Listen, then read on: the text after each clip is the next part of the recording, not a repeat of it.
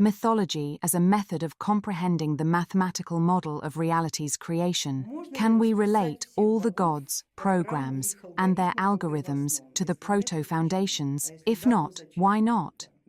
And if we can, what is the purpose? That's just my own addition. Of course you can relate the gods to the proto-foundations. The real question is, who will be the first to establish such a correlation? You relating the gods to the proto-foundations, or the gods relating you? The algorithms of the gods, the programs and algorithms of the gods, can of course be distributed according to the proto-foundations, but only if you are absolutely certain that you understand all of them, that you know them, and that you haven't forgotten anything. Strictly speaking, this is precisely what we are doing when we study various systems and different programs.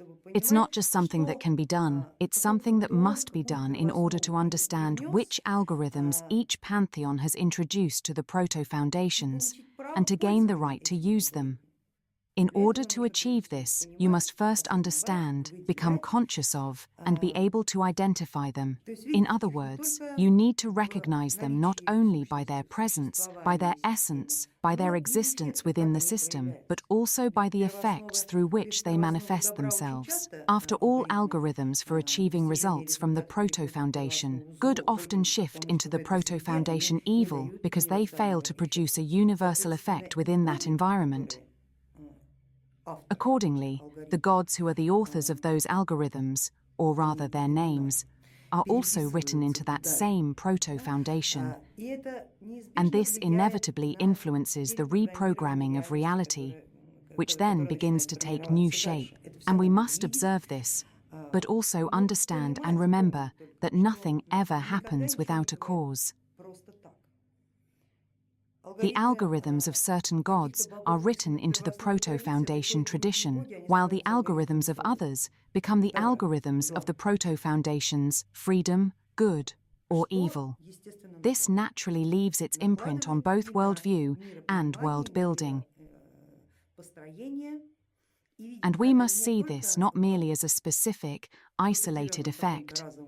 Moreover, we must constantly bear in mind that this effect is never final. Most probably, these algorithms will continue to evolve, and we must observe their evolution. Thus, the way they reached us, and the way we perceive them today, are also part of that evolution, and it's entirely possible that something once considered evil might be viewed differently today. We might well say, what is this exactly? Let's give it a try. Perhaps it's not evil at all. Perhaps it's freedom.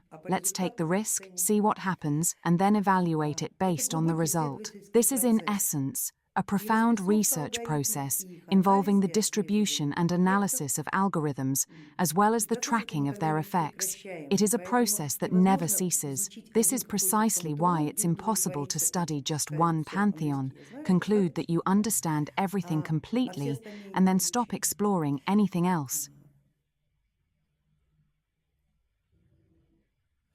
Just consider this.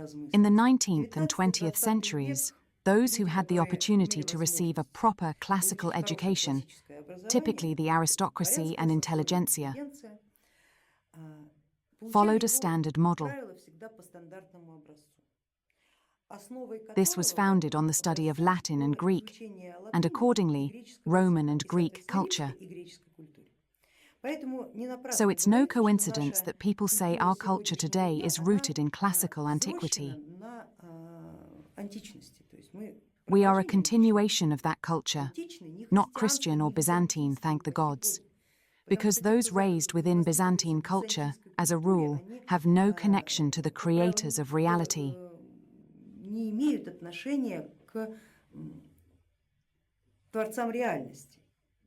They are neither intellectuals nor scholars, nor are they aristocrats. Those among them who engaged in science and art, who had the time and means to do so, and were specifically educated within the framework of Byzantine culture, that is, who directly studied orthodoxy and completed the 3 grades of a church-run school, represent the Byzantine line.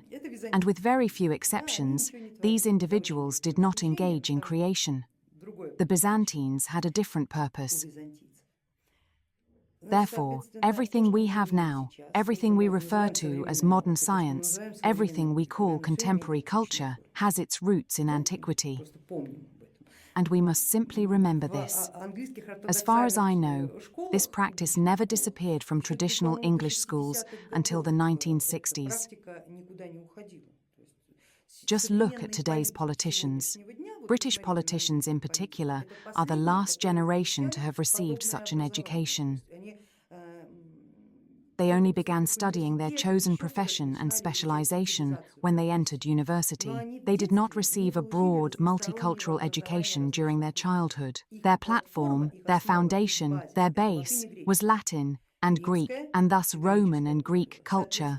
And accordingly, whatever is laid in the foundation determines the structure that will be built upon it. And what they are doing now is the direct consequence of Roman rule, of imperial rule. The last imperials are in power today in England and America.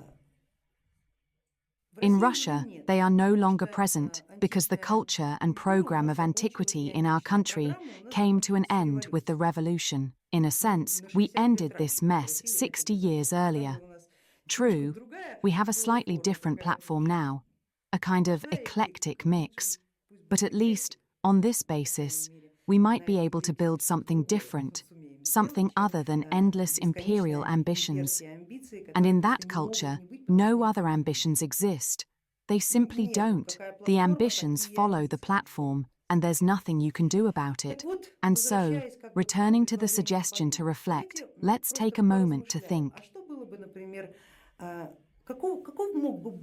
What might today's establishment have been like if, alongside Greek and Roman culture,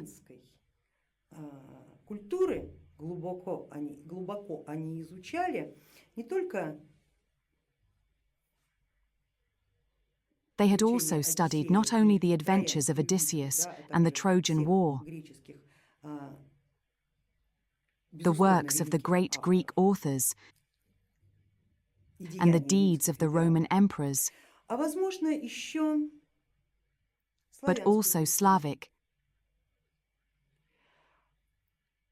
Scandinavian, and Celtic culture.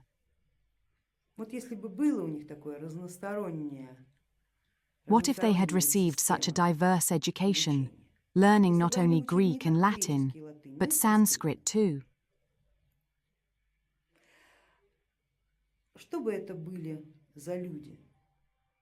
What sort of people would they be today with such a form of upbringing? It seems to me that they would be somewhat different, or perhaps even drastically different, from those currently trying to determine the life paths of billions of people.